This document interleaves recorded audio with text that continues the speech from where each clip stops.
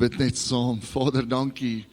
Dankie dat U vanoggend hier is. Dankie Heilige Gees dat U aan die werk is vanoggend in ons harte, in ons huise. Dankie Vader vanoggend vir 'n aanraking en vir openbaring uit U woord. Ons wil vra Here, kom werk vanoggend Here in ons gedagtes, kom werk in ons gees. Here, kom bou ons op dat ons hier sal uitstap en sal weet, maar Christus is hier. En ons eer U daarvoor. Ons wil ook vanoggend terwyl almal se oë toe is, wil ons kans gee, as jy op 'n plek is waar jy vanoggend sê, ek het nodig om my saak met die Here reg te maak. Ons gaan jou nie uitroep na die tyd nie. Ons gaan nie vra dat almal hulle oë oopmaak, dat hulle kan sien wie hande opgesteek het nie. Maar as jy vanoggend voel, ek het nodig om my saak met die Here reg te maak, ek het al 'n klein bietjie weggedryf, dan wil ek vir jou vra, wil jy nie net jou hand opsteek en laat sak nie? Dankie julle. Kom ons bid net saam. Vader, vanoggend kom staan ons soos kinders voor U. Here, en ons sê en ons verklaar, Here, ek het dalk 'n bietjie weggedryf. Ek sukkel dalk 'n bietjie om by U uit te kom. Maar vanoggend wil ek vra, Here, ontvang my weer in U arms. Ontvang my weer as 'n kind in U huis, by U voete. Vanoggend verklaar ons, Here, Romeine 10 vers 9.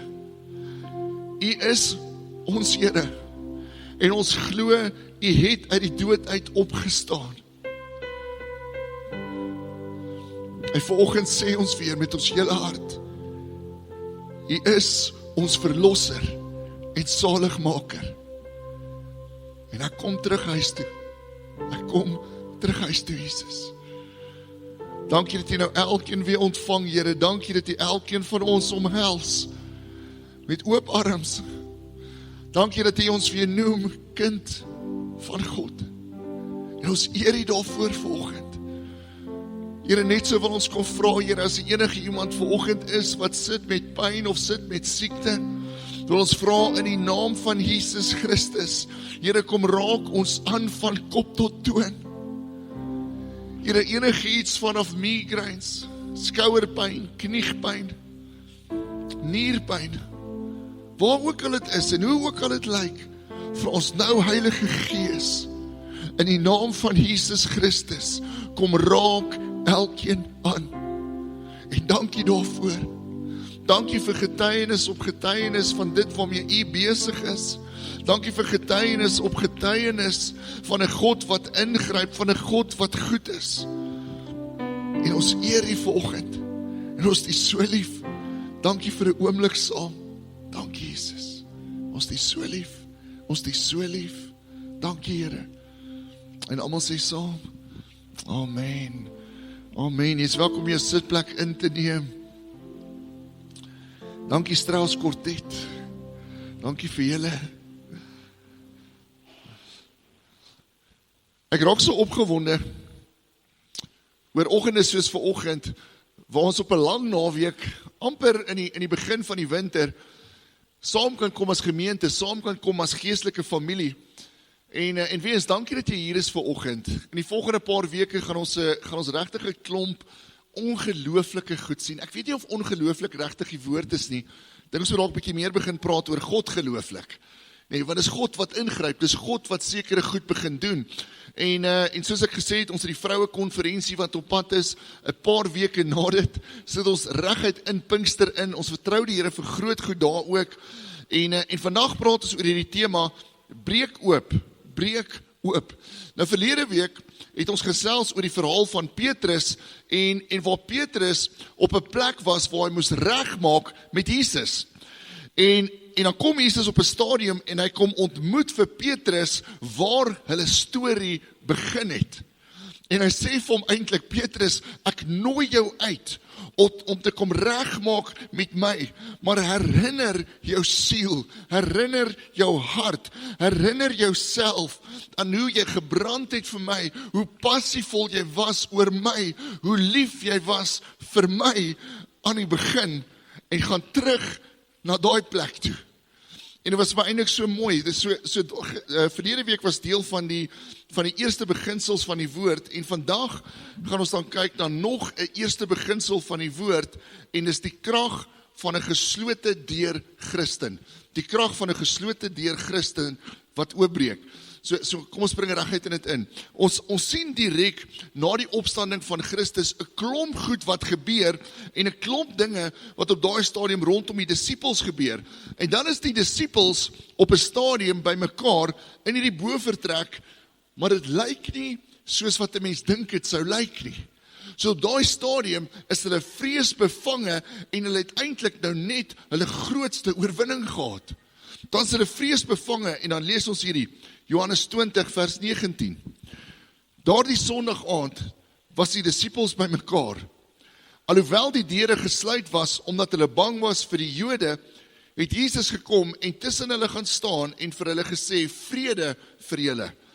Nadat hy dit gesê het, wys hy sy hande en sy sy vir hulle, en die disippels was baie bly toe hulle die Here sien. So dit in die oomblik van verligting. So hy kom staan voor hulle en hy sê, maar kyk my hande.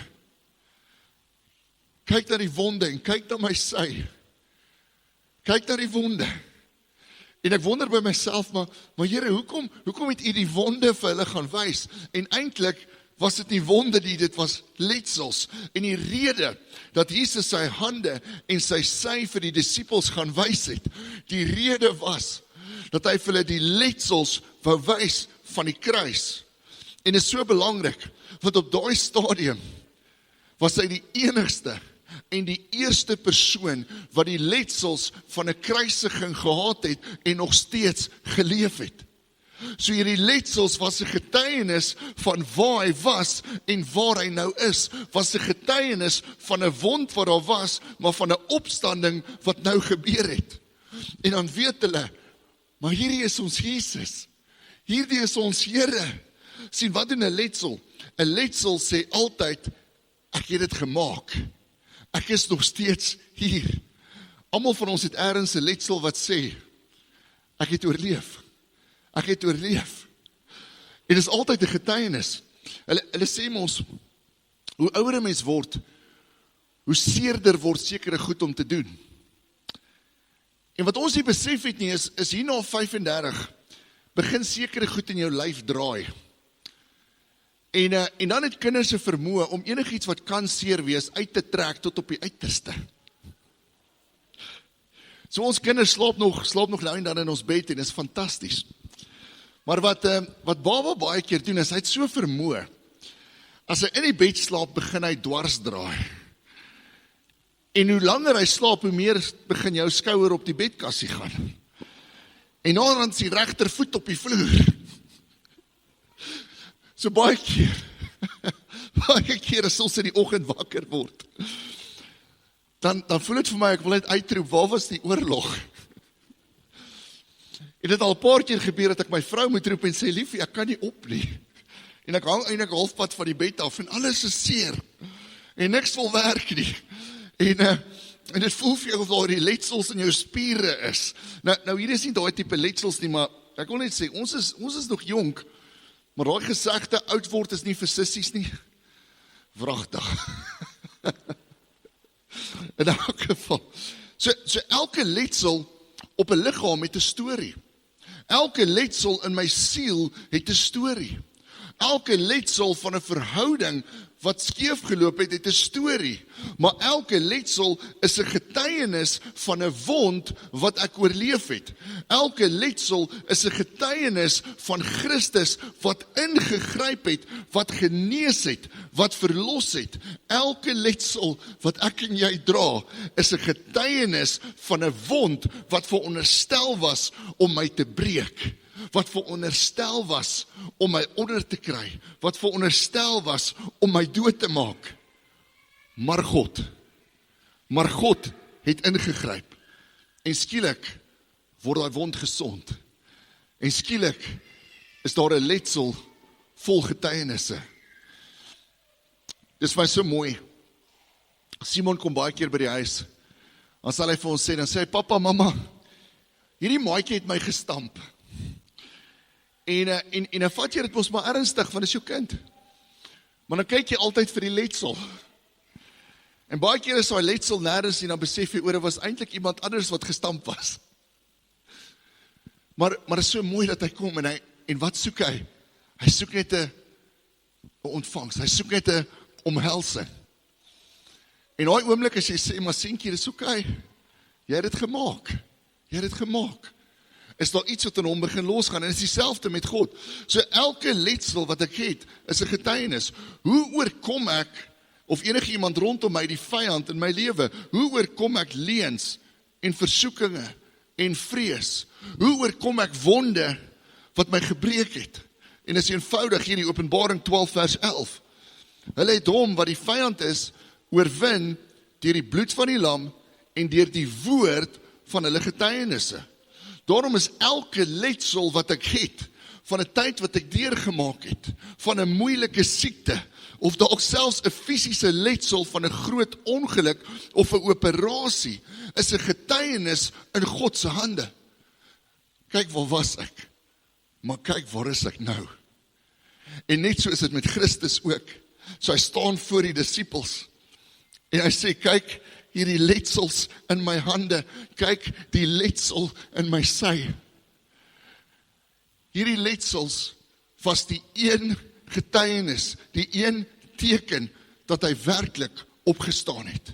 Dit was die een getuienis dat die angel van die dood uitgepluk is en dat die vyand in die openbaar bespotlik gemaak is aan die kruis. Dis die getuienis. Elke letsel in ons lewe is 'n getuienis van die feit dat Christus ingegryp het, is 'n getuienis wat 'n bespotting maak van die vyand se planne, want dit sê, hier is my Jesus, en hy het alreeds oorwin.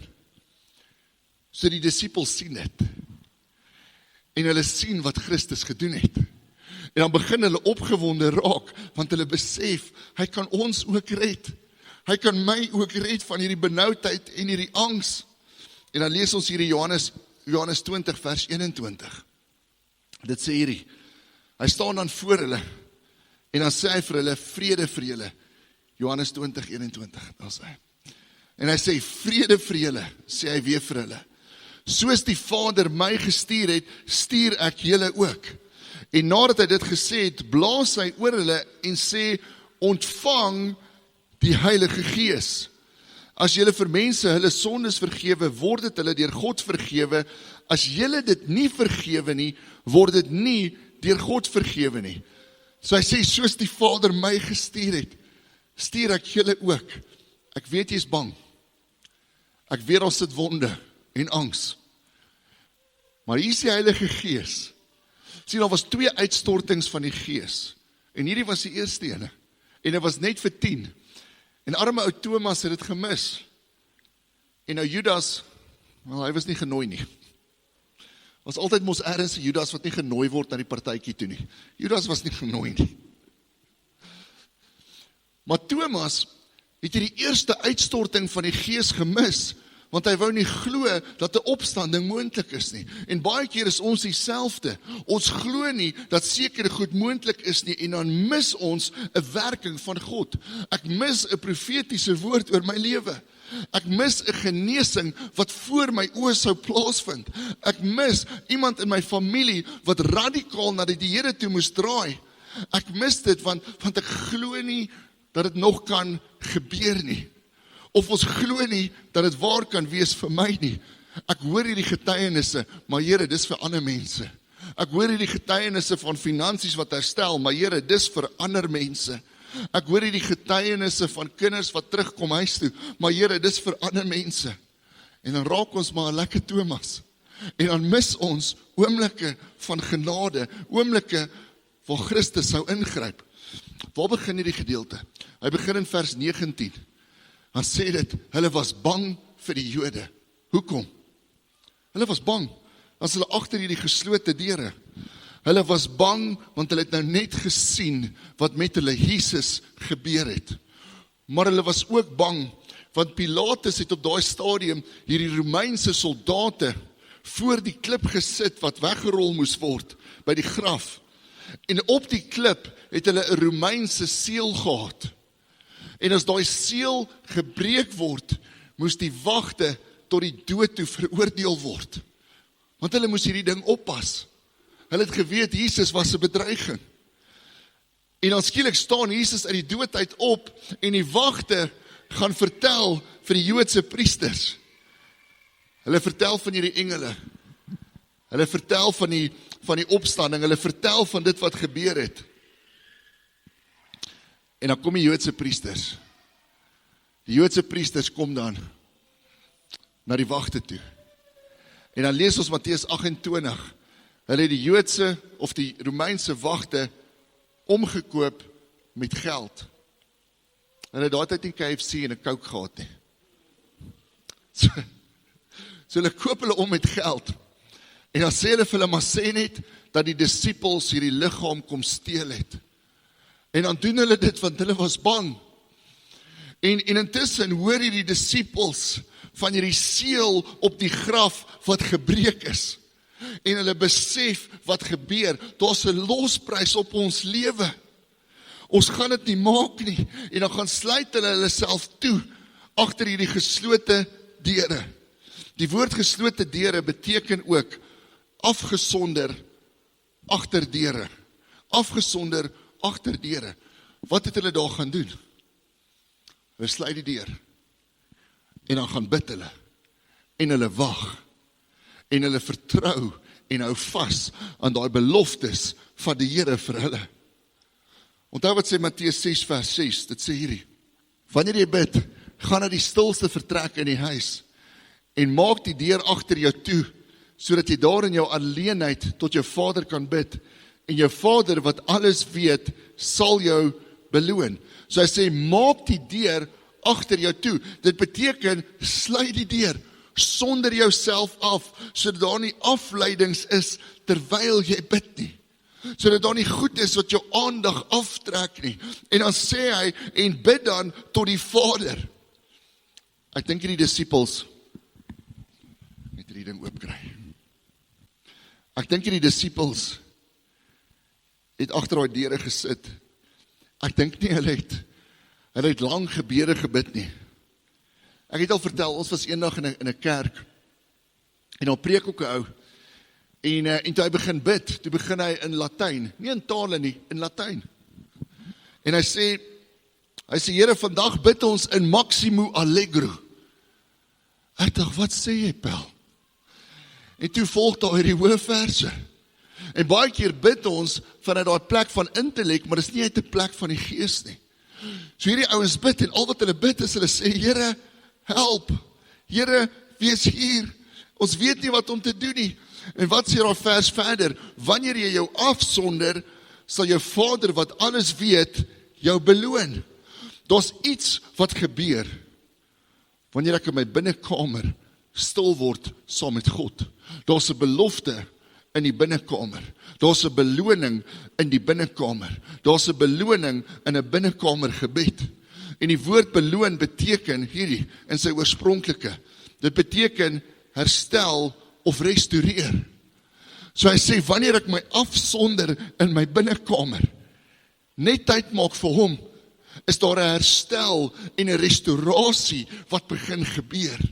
Hy herstel my terug na daai plek waar my en sy storie begin het.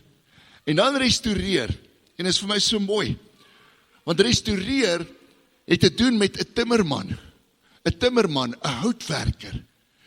En Jesus was 'n timmerman, die Engels sê 'n carpenter, maar 'n houtwerker weet hoe om 'n ou meubelstuk te restoreer. Hulle weet wat nodig is. Hulle weet of daar 'n skroefie weg is. Hulle weet wat se kussings moet inkom. Hulle weet of 'n bietjie afgeskuur moet word. En is dieselfde met Jesus. 'n Goeie timmerman weet wat nodig is om meubels nie te maak. So Jesus staan tussen hierdie disippels in daai binnekamer agter geslote deure. En hy weet wat hulle nodig het om herstel en gerestoreer te word. Hulle het nie nodig gehad dat hulle situasie verander nie. Hulle het net vrede nodig gehad in die situasie. Hulle het net 'n getuienis nodig gehad in die situasie. En dan staan hy by hulle en sê, vrede vir julle. En hy sê dit 3 keer, vrede, vrede, vrede. Ek weet hierdie is wat julle nodig het, vrede. Baie keer het ons nie eintlik onmiddellike uitkoms nodig nie. Ons het net vrede nodig in waar ek nou is. En daai vrede, daai vreugde van die koninkryk, kry ons net agter geslote deure. Net agter geslote deure. Baie keer kort ons strategie. Ons kort planne. Planne vir finansies, planne vir 'n werk, planne vir jou huis, planne vir jou besigheid. En dan dink ons, maar dis goed wat ons nie by die Here kan hoor nie. Ons gee vir hom lysies, maar ons vra nie vir sy leiding nie. Jesus Christus is een van die grootste strategiese denkers in die geskiedenis. Kyk na die woord. Ongelooflik hoe alles bymekaar kom. In daai binnekamer agter geslote deure gee hy vir ons strategie. Gee hy vir ons roeping, gee hy vir ons identiteit. Maar alles begin agter geslote deure. Ons kan nie bekostig om nie te bid nie. En dis hoekom ons as gemeente 'n ongelooflike klem op gebed plaas. Ons lees dan verder Matteus 6 vers 8. Matteus 6 vers 8. Sê hy, julle Vader weet wat julle nodig het, nog voordat julle dit van hom vra. Nog voordat julle dit van hom vra. Ons het hierdie lysies. Ek weet nie of julle dit ook doen nie. Maar ons het hierdie lysies. En dan begin jy altyd by Here, dankie vir 'n goeie dag. Here, dankie vir hierdie. En dan maar. En in die maar begin ons 'n lysie uitsit. Sien, ons het lysies, maar hy het antwoorde. Want hy sê, ek weet alreeds wat julle nodig het. Die vraag is, hoe kry ons toegang tot daai beloning? Hoe kry ons toegang tot daai herstel, daai restaurasie, daai strategie wat ek nodig het? Hoe kry ons toegang? Alles begin agter geslote deure. Daar's krag agter 'n geslote deur Christen. Dis agter die geslote deure waar hy kom staan. En hy sê, kyk my letsels. Kyk my getuienis. En dan leer hy hulle, en dan stuur hy hulle uit. Geslote deure. Ek weet, dit is baie keer moeilik om tyd saam met God te kry. Dit is moeilik om tyd te maak, maar dit is deel van die beloning van die koninkryk. Dis waar hy die meeste opdaag. Dis waar hy my die meeste leer. Dis waar hy die meeste gaan getuig, waar hy die meeste herstel bring, waar hy my die meeste gaan vorm, waar hy die meeste daai vlam in my geloof weer gaan aanblaas, sodat ek saam met hom kan bou. Dis agter geslote deure, waar hy my vrees uitruk uit my siel uit, waar hy daai verwerping in my siel kom herstel. Dis agter geslote deure, waar hy my wonde vat, en hy omvorm dit in letsels, wat getuienisse word van hom. Agter geslote deure. So die disippels begin dan uitgaan. Hulle is gestig. Hulle was nou net hondbang. Hulle het weggekruip. En nou is hulle reg om uit te gaan. Ek wil net hierdie sê. Ek weet so baie mense het al seer gekry deur gelowiges. Hier's baie getuienisse hier binne van ouens wat deur Christene ingedoen is in besigheid. Die ouens sê vir my, hulle sê, pas op vir die ou wat 'n Bybelversie op die bakkie het. Dis die ou wat jou gaan indoen. Dis hartseer. Dis hartseer. Baie mense het al seer gekry in kerk. Baie mense het al seer gekry deur ouens wat gesê het, ons bedoel goed. En dan is ons bang om weer uit te gaan en ons bly agter die geslote deure. Maar sien, in daai plek, agter die geslote deure, word ek 'n goeie disipel. In daai plek, kom vorm by my, maar kom herstel hy my. So ek weet, baie van ons is bang om te veel met gelowiges te doen te hê. Maar eers gaan jy weer uitgaan, maar hierdie keer gaan dit gebeur met wysheid en krag. Bly net agter die geslote deure. En wanneer jy reg is, gee daai tree. Wanneer jy reg is, begin weer bid, begin weer bedien. So op 'n stadium is die disippels weer by mekaar. En nou is hulle op hierdie berg in Galilea. So hulle kyk uit oor Israel. En dan staan Jesus by hulle. En het sê die 11 disippels was weer saam. Met ander woorde, Thomas het intussen gehoor. Hy was herstel. Hy kon weer gaan. Dan staan hulle daar. Hulle is 11. Want Judas, ek dink sy uitnodiging was verlore in die pos. Ons het jare terug het iemand nooi hulle ons na ding toe en hulle sê vir ons, hoorie, maar julle uitnodiging is op pad en uiteindelik gebeur die geleentheid en is nêrens nie. Hulle sê toe nee, dis die poskantoor se skuld. En 'n paar jaar later toe kom sê hulle, hoorie, ons het julle eintlik nie genooi nie. Sê ek, okay, dankie man. Ons het so gedink, maar dis reg. Judas was nie genooi nie. En dan staan hulle hier op hierdie berg en ons lees hier in Matteus 28 vers 16. Matteus 28 vers 16. Dit sê die 11 disippels het na Galilea toe gegaan, na die berg waarin Jesus hulle beveel het om te gaan. Toe hulle hom sien, het hulle hom aanbid, hoewel party getwyfel het. Hulle het nou net gesien hoe Jesus deur 'n deurstap om tussen hulle te staan. Hier kyk hulle in sy oë en dan sê dit, party het getwyfel. Ek wil net sê, dit maak van ons goeie disippels. Want partykeer sien jy iets wat die Here doen, en dan twyfel jy in jouselfde oomblik of dit regtig hy kan wees. Klink baie soos ons, en dan gaan hy verder. Matteus 28 vers 18. Jesus kom toe nader en sê vir hulle, aan my is alle mag gegee in die hemel en op aarde. Gaan dan na al die nasies toe en maak die mense my disippels. Doop hulle in die naam van die Vader en die Seun en die Heilige Gees. En leer hulle om alles te onderhou wat ek julle beveel het. En onthou, ek is by julle al die dae tot die volëinding van die wêreld. Tot die volëinding van die wêreld. So Jesus kom nader. Daai woordjie nader verwys na 'n ouer wat saggies met 'n kind kom praat. So hy kom nader. En is amper soos ons baie keer met Simon hulle sal maak. Om te sê, kom hoor gou wat pappa of mamma wil sê. En is nie 'n dreigement nie. Dis ek wil regtig hê jy moet hierdie inneem. Hy sê, kom nader, kom hoor gou by my. En dan sê hy, alle mag is aan my gegee in die hemel en op aarde. Hoekom sê dit in die hemel en op aarde? Want in 2 Korintiërs 4 vers 4, sê dit dat tot op die punt waar Christus aan die kruis gesterf het, was die duiwel in beheer van die aarde. Dit het nie aan hom behoort nie, maar hy het so baie invloed gehad, dat elke knie voor hom begin buig het, in steede van voor Christus. Hy het mag gehad oor mense. En dan skielik gebeur die kruis.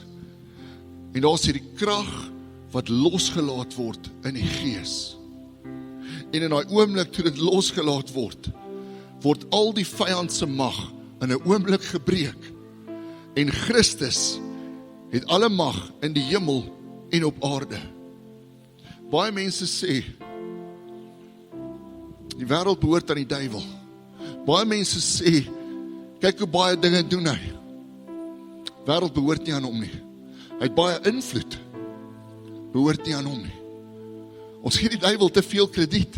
Christus het alle mag ontvang. So hy staan voor hulle en dan sê hy, en hier's die letsels wat daarvan getuig.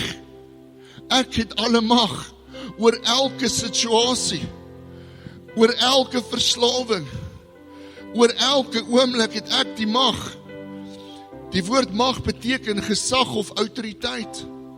Ons sal eers praat oor die beginsels van autoriteit in die gees. Maar hy sê, dis aan my gegee. En dan stuur hy die disippels en hy sê, gaan maak julle ook disippels.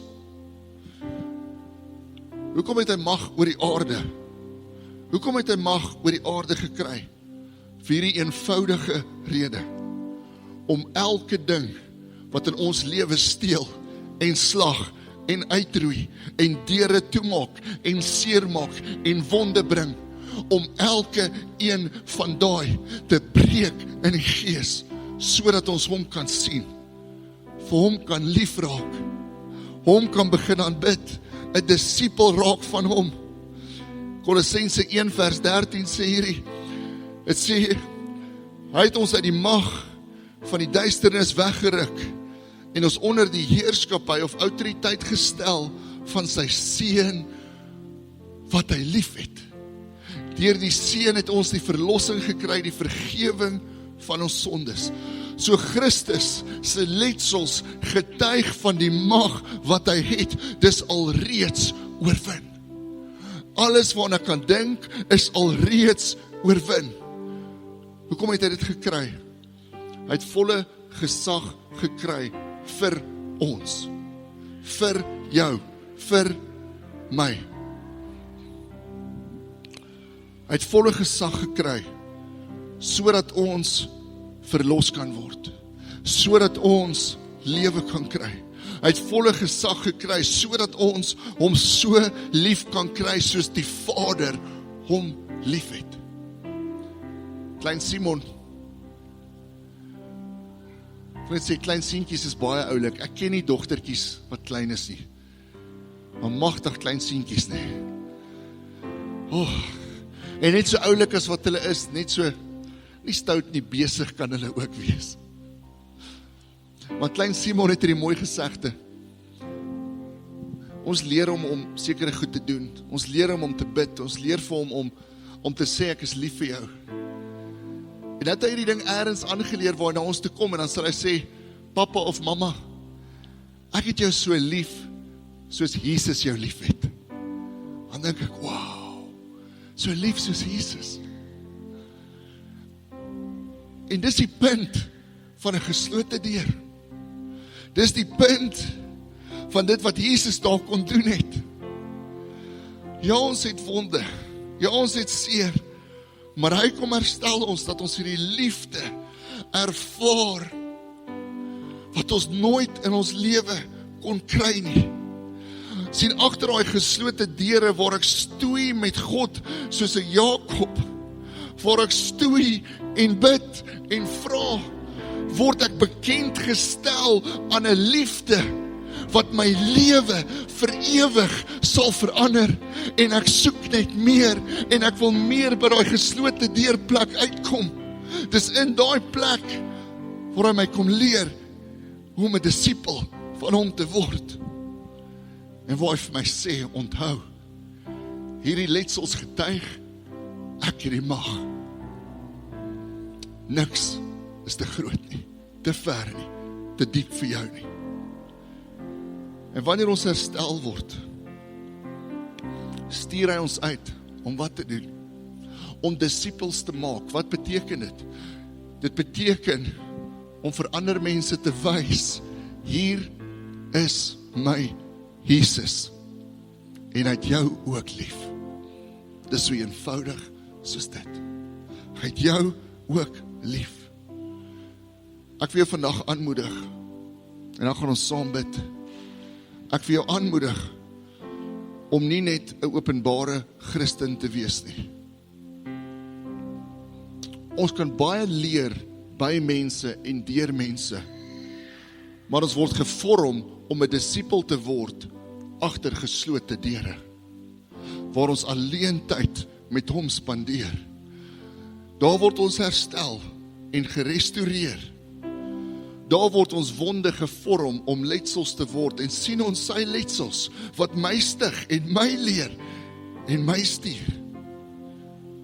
Mag ons die krag van 'n geslote deur gelowige besef, en mag ons in daai plek saam met hom bly, en mag hy elkeen van ons uitstuur, of dit in hierdie lang naweek is, of die volgende naweek, of op die vrouekonferensie, mag hy ons stuur, en ons as gemeente stuur, om die liefde van Jesus bekend te maak aan 'n dorp wat honger en dors is.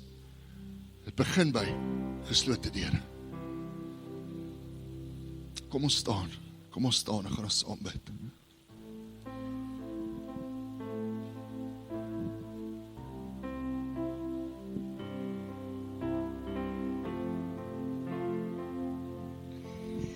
Kom ons bid saam. Vader,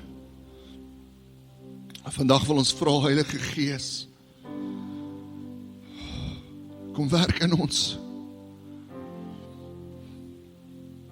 Here, as daar enige letsels is, enige wonde is wat letsels moet word, wil ons vra, Here, kom herstel dit.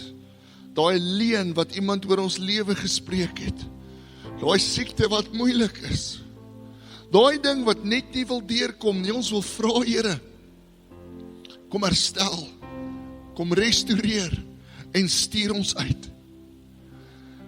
Ek dankie daarvoor, Heilige Gees. Terselfdertyd wil ons vra, Here, vorm ons in daai plek om ware disippels van U te wees, wat disippels maak deur U mag, wat ander help om vry te kom, herstel te word, gerestoreer te word.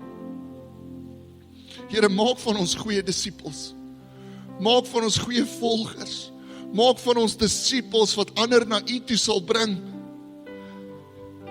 En meer as dit wil ek vra, Here, help ons om geslote deur tyd met U te hê.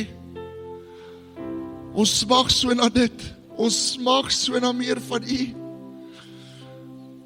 Help ons om daai tyd te vind. En as ons daar is, Here, wil ek vra, kom wys vir ons U letsels. Wys vir ons U letsels.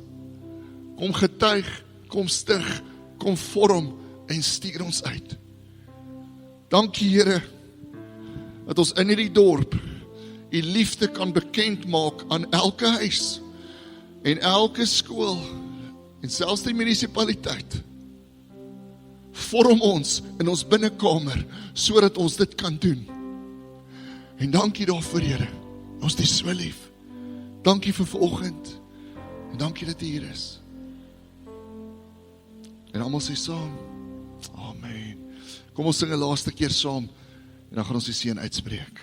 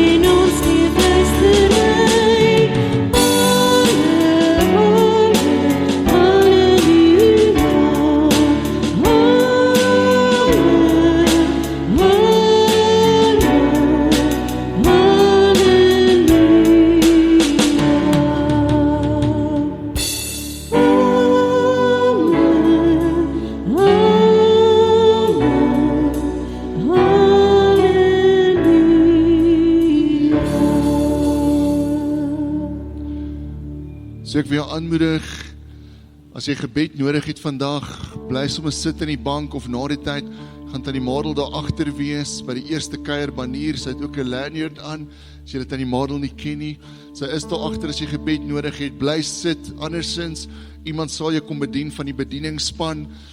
Saam met dit, as jy graag wil deel raak van die gemeente, is jy welkom om ek daar agter aan te meld, of selfs as jy net op die WhatsApp groep wil kom, gaan Tannie Madel daar agter wees na die tyd. So weens, dankie dat jy vandag hier was. Volgende week praat ons oor die aard van beheer. As jy iemand ken wat nodig het om dit te hoor, nooi hulle uit. En ons is opgewonde oor dit wat kom. Onthou jou konferensiekaartjie en ontvang die seën van die Here. Mag die Here jou seën en jou beskerm. Mag hy sy aangesig oor jou laat skyn.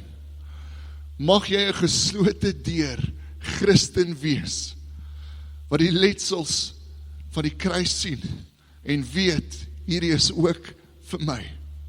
En mag hy jou aanhou bedien en uitstuur. En mag jy vrede ontvang. Amen. Dankie dat jy hier was vandag. Mag jy 'n wonderlike week verder hê. Sien volgende week. Geniet die dag verder.